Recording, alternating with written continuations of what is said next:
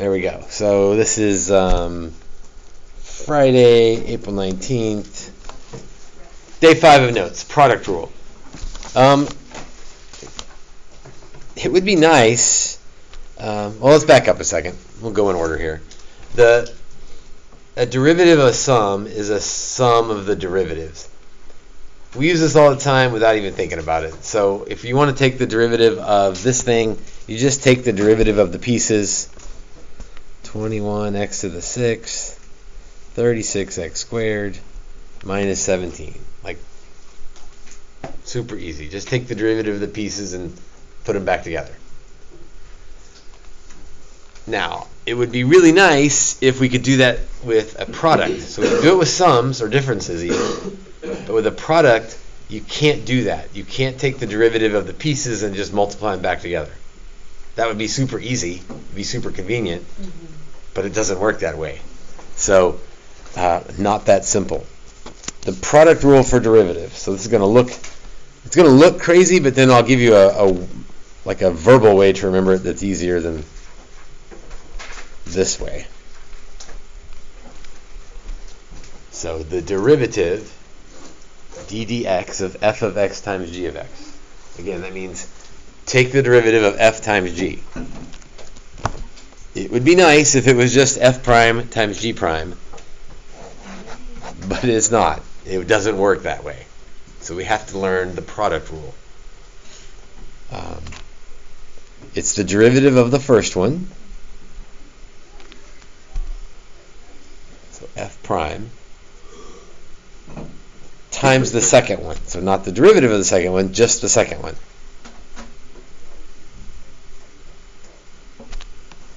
Plus, because that would seem like, wait a minute, what about the derivative of the other one? Plus the other way around. And the order you put it in doesn't really matter because everything's either multiplied or added. So people end up putting these in all different kinds of orders. Who comes up with this stuff? The derivation of that is doable, but we're not going to. So, again, you don't have to memorize this exact formula. It's one of them times the derivative of the other plus the other way around. Or I guess, better said, how I wrote it. Derivative of one times the other plus the other way around. Like, that's really how I remember the product rule. That's easier than trying to keep straight the f primes and g's and g primes and f's. This one's not too bad because, again, there's not really any way to get something backwards. Right? If you put g prime f plus f prime g, that's the same thing. If you write this as g f prime plus, there's so many different ways to write it. The best way to remember it is it's the derivative of one of them times the other one plus the other way around. Now, since I gave the formula like this, I will try to remember to always do it that way for consistency's sake. But sometimes, since my brain memorizes it in words, I don't always follow that same formula. Okay, an example. If f of x equals this thing times this thing, find f prime. Well, one way to do that, not the way we're going to, but one way to do that would be to multiply all that stuff out. Right? Like, that's possible, and not even, I don't know, borderline terrible. Like, it's doable, and then you wouldn't have to worry about product rule. You would just have 9 different chain rule, or 9 different power rule problems. But let's don't do that. Let's instead treat it as a product rule problem.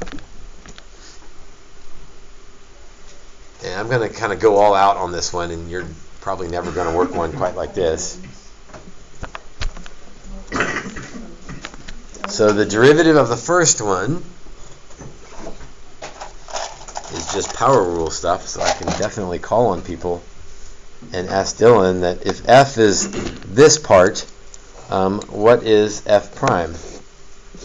So just the derivative of this piece.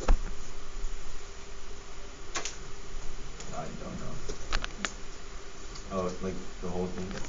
Yes. Well, just the derivative of f. So you can ignore, we're going to let Andrew handle that one later. But just the derivative of this part of it. So power rule, bring the 4 down, decrease the power by 1. Oh, okay, then like negative 6x. Uh-huh. And then just 9. Yes. Power rule, stuff we're used to, hopefully. And then let's find g prime.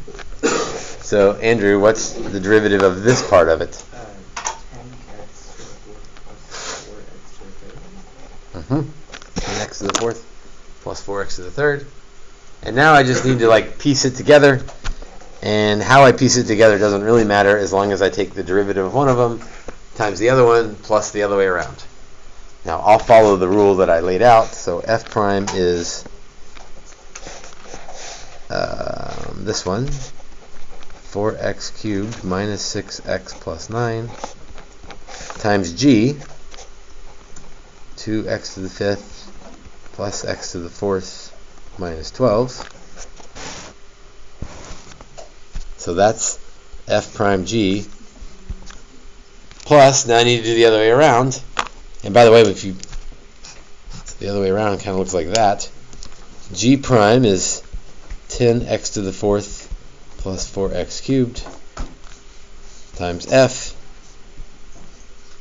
x to the 4th minus 3x squared plus 9x.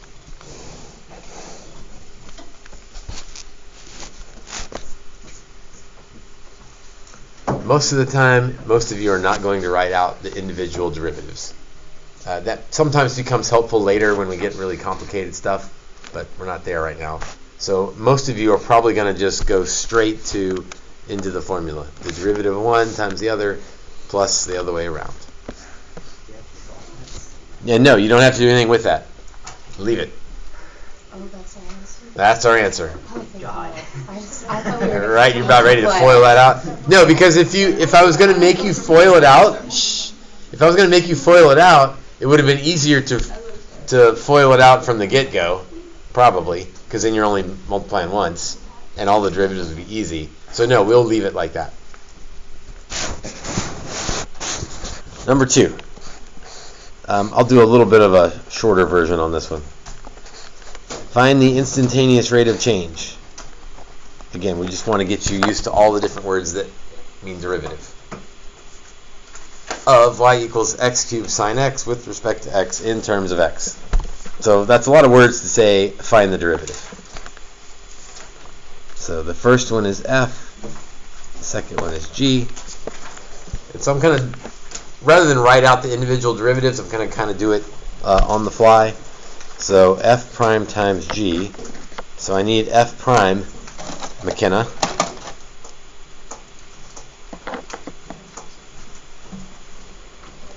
Yes. Now McKenna's deep in something over there. What's the derivative of x cubed, McKenna? 3x squared. So f prime times g, so 3x squared sine of x,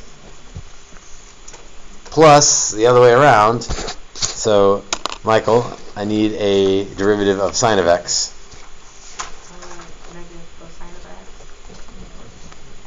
Negative cosine of x times x cubed. Wait, it's positive. It's positive.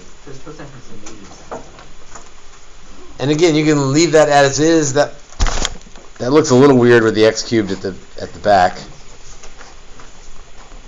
So most people would write it at the front. And then you could factor out an x squared, but we don't have to do that. Number 3, what's the slope of the tangent line to the curve? Again, we're just continuing to use all the different words for derivative. 6 sine x tangent x at pi over 3. So this will be the one where when we have a point, take a derivative and then plug in pi over 3. This one gets maybe a little bit weird because what to do with the 6? And the answer is account for it, but you can account for it a number of different ways. Like you can just kind of hold the 6 out front and do the product rule with sine and tangent, or you can kind of assign the 6 to sine and call that F and that G. So I think that's the easiest way. So we'll do it that way. Okay, so derivative of the first times the second plus the other way around. So, Dia, put you on the spot. What's the derivative of 6 sine x? Is cosine x? Good. 6 cosine x times g would be tangent of x. And then the other way around, g prime times f. So, Michael, how about the derivative of g? Secant squared x. Good. Secant squared x times. This time, instead of writing 6 sine x, I'm gonna put the 6 in front because it just looks better up there.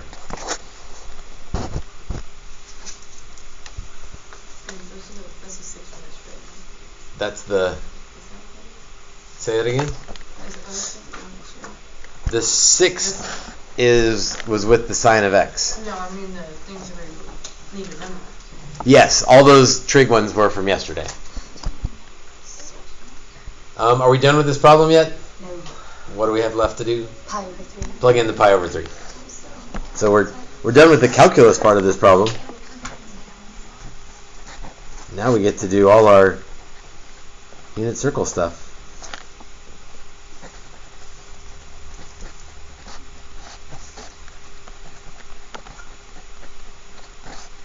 Goodness, that's a lot of unit circle things going on here.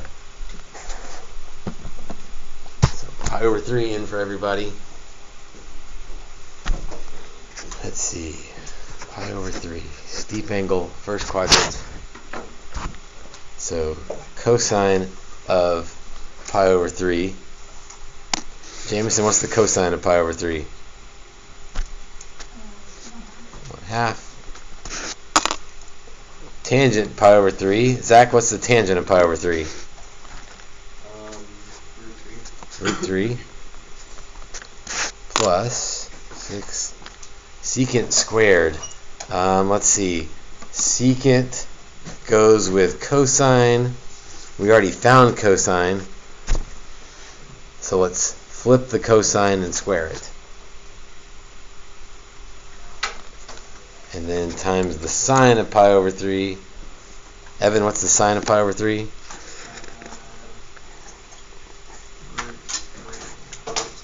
Root 3 over 2.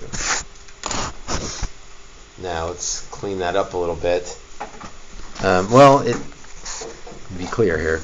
Now that we're in calculus, this is an acceptable free response answer. But on a multiple choice test, there's no way we're going to leave it like that. We're going to clean it up.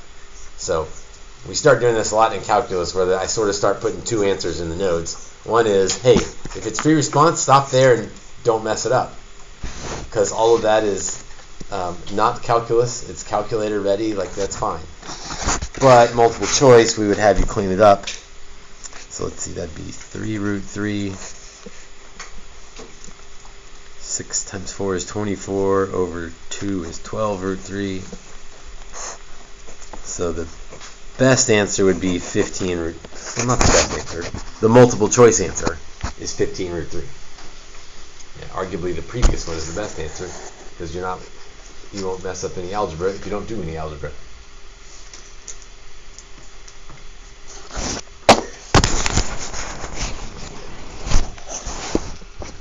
All right, last one. Find h prime of 2. So let's take a derivative, plug in 2. In fact, why don't you try this one? And we'll compare and see where we're at.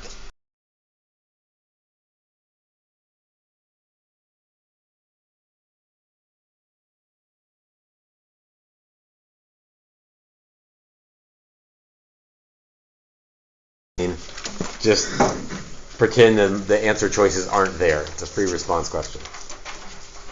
And again, on Monday, I will check worksheets 1 through 4. Okay, just to try to make sure we're keeping up with things. So this is a longer unit, a longer packet, and I'm afraid if I don't, some of you will save it all to the end, and that would not be a wise way to go. So, 1 through 4, I want to see on Monday.